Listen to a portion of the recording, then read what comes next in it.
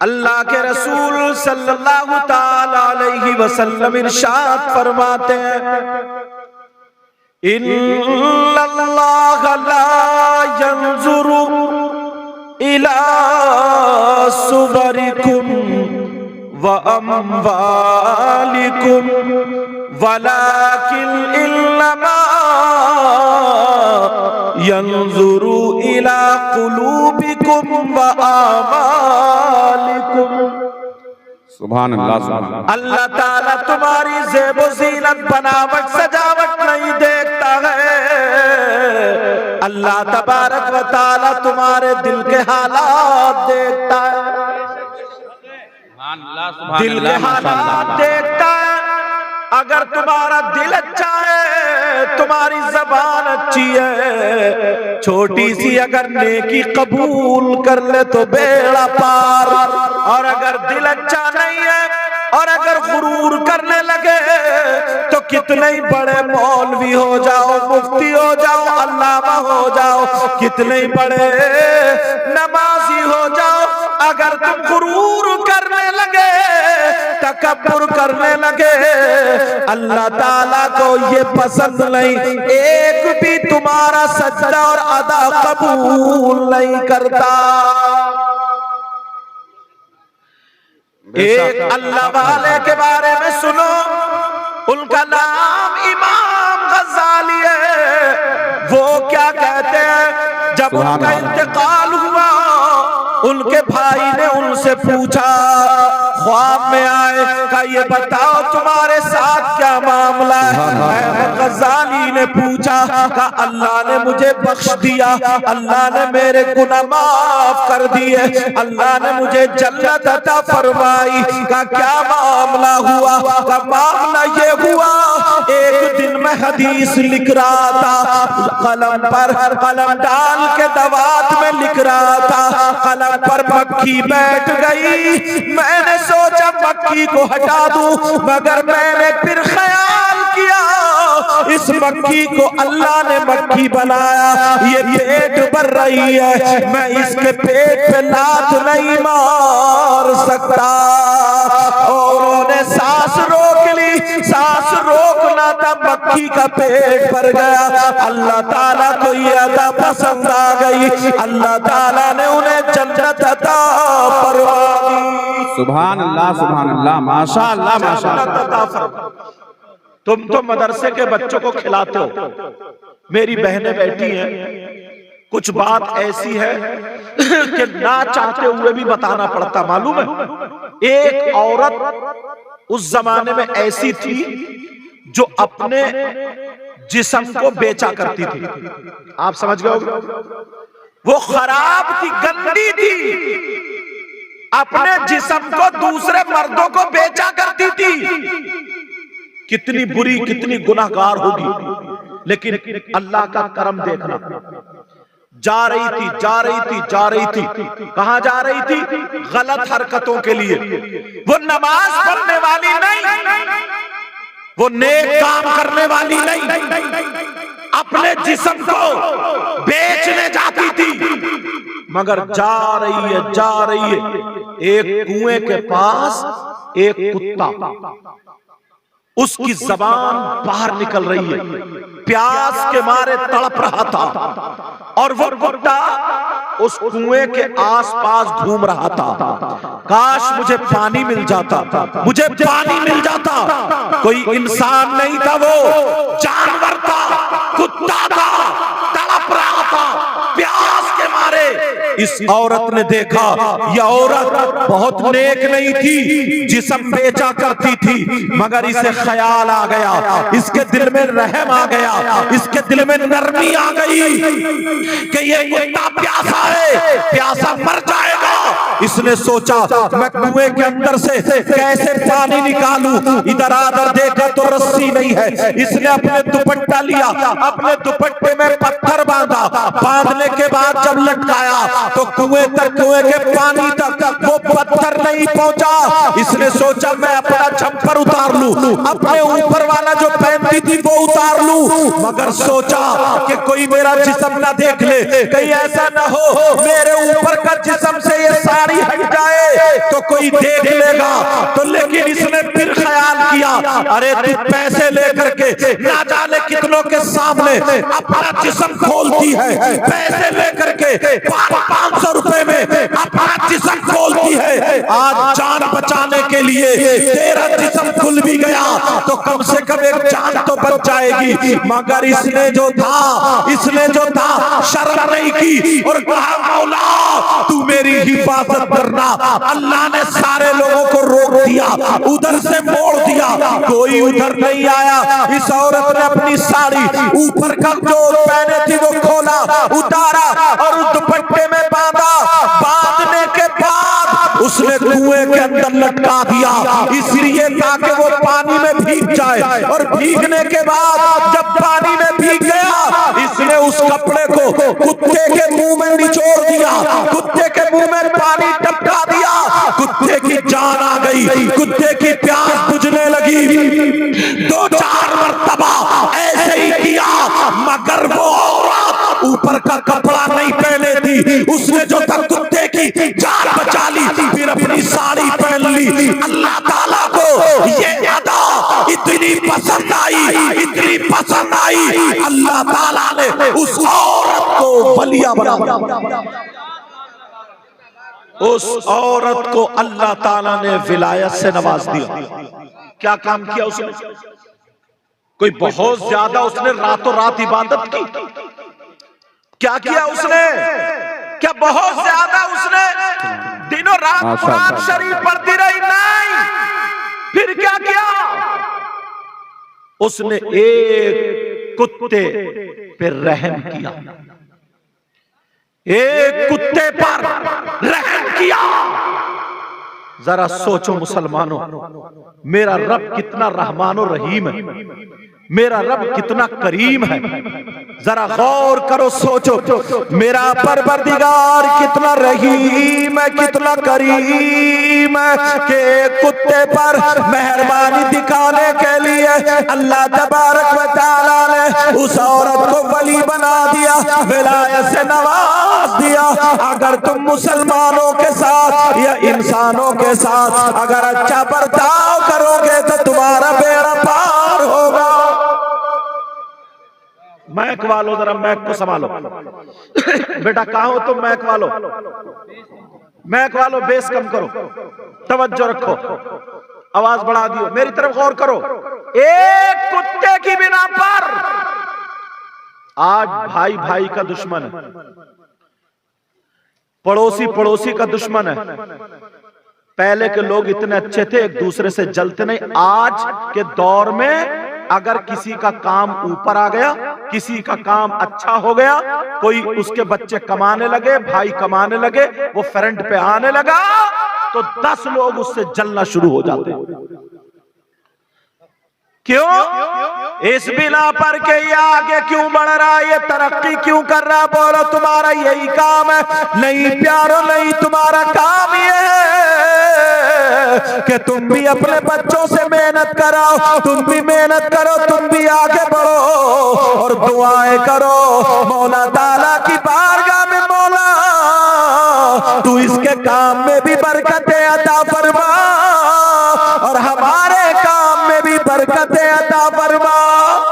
सुभान अल्लाह, माशाअल्लाह। ये बात लोगों के दिल से सारी बातें अल्लाह सलामत रखे निकल चुकी। मोहब्बत खत्म। आज के दौर में पहले लोग क्या था मालूम है? जिसका काम अच्छा उसके पास बैठते थे तो उसके साथ गद्दारी नहीं करते थे। अब लोग गद्दारी पे उतर आए, अब लोग गद्दारी पे आ गए, गद्दारी पे कि ये आगे क्यों बढ़ रहा है, आगे क्यों बढ़ रहा है? याद रखो, जरा तवज्जो रखना, एक बात सुनाने के लिए जा रहा हूं ताकि दिल से ये हसद निकल जाए, जलन निकल जाए। मेरे नबी ने मस्जिद नबवी में एक दिन तकरीर करते हुए कहा, ओ लोगों, क्या मैं तुम्हें जन्नती का दीदार करा दूं? आका करा दो। मेरे नबी ने ये नहीं कहा ये मुफ्ती साहब है ये जन्नती है, ये आलिम साहब है ये जन्नती है। नबी ने ये नहीं कहा। नबी ने कहा जो मस्जिद के दरवाजे से आ रहा देख लो, जन्नती का दीदार कर लो। कौन थे वो? सीधे साधे भोले भाले एक सहाबी रसूल थे। सीधे साधे भोले भाले, उनके कपड़े भी ऐसे ही सुखड़े हुए से। दूसरे दिन फिर नबी ने कहा, यही बात पलटी, सहाबा ने कहा आका दीदार करा दे। नबी ने फिर कहा मस्जिद के दरवाजे को देखो। देख लिया, फिर वही आ रहे। तीसरे दिन वही आ रहे। जब पता लगाया कि ये जन्नती क्यों है, इनके अंदर क्वालिटी क्या, इनके अंदर कौन सी ऐसी बात है, तो उन्होंने बताया जब से मैंने होश संभाला है तो मैंने किसी का बुरा नहीं चाहा और अपने दिल में किसी की तरफ से मैल नहीं रखा, किसी के साथ गद्दारी नहीं। इसलिए जन्नती। और आज मेरी इतनी बहनें यहां पर कम से कम आधी औरतों की शादी हो गई है। मेरी बहनें सुने, अल्लाह के बाद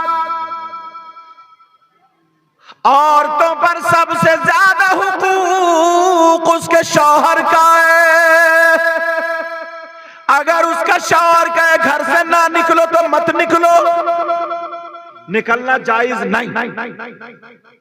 अगर उसका शौहर कहे आज मैं के मत जाओ तो जाना जायज नहीं।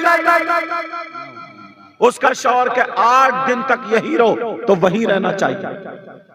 नबी ने फरमाया अगर अल्लाह तबारक व ताला औरतों को सजदा करने का हुक्म देता मेरे अलावा किसी और को, तो उन्हें हुक्म ये देता कि बीवियां अपने शौहरों को सजदा करें। कितनी बड़ी बात है ये, मगर शौहर को भी ऐसे ही बनना पड़ेगा। शौहर को भी ऐसे ही बनना पड़ेगा।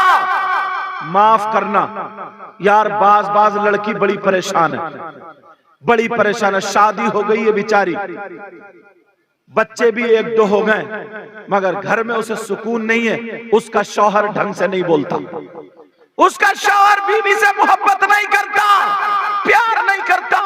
उधर मां परेशान, उधर बाप परेशान, इधर ये खुद परेशान, लेकिन ये तवज्जो नहीं देता, ध्यान नहीं देता। तुम नबी का जिक्र सुनना चाहते हो ना, मेरे नबी की जिंदगी पढ़ना चाहते हो तो सुनो। मेरे नबी 25 साल के जवान थे। कितने साल के बोलो? और हजरत खदीजा 40 साल की बेवा थी। तो शादी की और दुनिया वालों को ये पैगाम दे दिया, सुनो अगर तुम अपने आप को हीरो देखना चाहते हो, अपने आप को सबसे ज्यादा स्मार्ट देखना चाहते हो, तो बंद करो, देखो मेरे नबी को। उनसे ज्यादा स्मार्ट कोई नहीं हो सकता, उनसे ज्यादा खूबसूरत कोई नहीं हो सकता। मेरे नबी ने 11 शादी की है, 11। तो मालूम है अपने नफ्स के लिए नहीं, अपनी ख्वाहिश के लिए नहीं, बल्कि इसलिए की है ताकि शादी के बाद मेरे उम्मतियों को जिंदगी गुजारने का ढंग आ जाए, पता चल जाए नबी ने ऐसे जिंदगी गुजारी तो फिर हमें कैसे जिंदगी गुजारना चाहिए। सुभान अल्लाह, माशाअल्लाह, हक है माशाअल्लाह। बेशक कई माँ बाप अपनी बेटियों की तरफ से परेशान, कई माँ बाप रो रहे बेचारे, कह भी नहीं सकते, इसलिए अपने घर के माहौल संभालो। कई माँ बाप पानी दम कराने के लिए आते हैं कि हजरत कोई मामला ऐसा बन जाए। उस लड़की की कोई गलती नहीं है, शरीफ लड़की है, अच्छी लड़की है, माँ बाप भी अच्छे हैं, मगर ये अपने माँ बाप का भी कहना नहीं मान रहा है। 8-8 दिन हो जाते हैं, 2-2 महीने हो जाते हैं, बेचारी सास खाना भी खिला रही है, ससुर ख्याल भी रख रहा है, शौहर के भाई भी ख्याल रख रहे हैं, मगर जिसके दम से गई है वो तो नहीं बोल रहा। ये माँ बाप परेशान। और कहीं ऐसा होता माँ बाप भी अपनी बेटी की गलत शय, बेटी को गलत शय देते हैं। अगर बेटी ने कोई शिकायत कर दी तो माँ बाप उसकी तरफ से आ जाते। नबी की जिंदगी ये नहीं है। सुनो, मेरे नबी की बेटी सारे लोगों की बेटियों से अफजल है। बेशक हक है माशाअल्लाह। हजरत अली के साथ शादी हो गई, हजरत अली के साथ शादी हुई, और जब शादी हुई हजरत अली के साथ चली गई। कुछ दिनों के बाद सैयदा फातिमा में और हजरत अली में थोड़ी सी अनबन हुई। हजरत फातिमा बोली मैं अपने अब्बा के घर जा रही हूँ शिकायत करने के लिए। जब फातिमा शिकायत करने के लिए चली तो मेरे नबी को जब पता चला मेरी बेटी आ रही है दामाद की शिकायत करने के लिए, तो नबी ने अपनी बेटी के लिए दरवाजा बंद कर लिया। ये कौन बेटी है? जिस बेटी के लिए खड़े हो जाते थे उस बेटी के लिए दरवाजा बंद, इसलिए शिकायत नहीं सुनना। सैयदा फातिमा पहुंची, कहा अब्बा जान दरवाजा खोलिए। कहा कौन है दरवाजे पर? कहा आपकी बेटी है फातिमा, दिल का टुकड़ा, लख्ते जिगर, नूरे नज़र, सारी बातें गई। नबी बोले कौन फातिमा, कौन बेटी, कौन दिल का टुकड़ा, बहुत सारी बातें गई। दरवाजा नहीं खोला। कहा मैं खदीजा की बेटी हूं तब भी नहीं। कहा हसन हुसैन की मां हूं तब भी नहीं। कहा मैं अली की बीवी हूं। तो मेरे नबी ने क्या जुमला दिया था सुनो, अगर तुम्हारी बेटियों की शादी हो गई हो तो उनका अल्लाह के वास्ते घर मत तोड़वाना। हर घर में थोड़ी बहुत जरूर हो जाती है, बेटी को गलत शय मत देना। सुनो मेरे नबी ने क्या जुमला कहा, जब फातिमा बोली मैं अली की बीवी फातिमा हूं तो नबी ने ये फरमाया अगर तुम अली की बीवी फातिमा हो तो पहले जाओ अली से जाकर के माफी मांगो।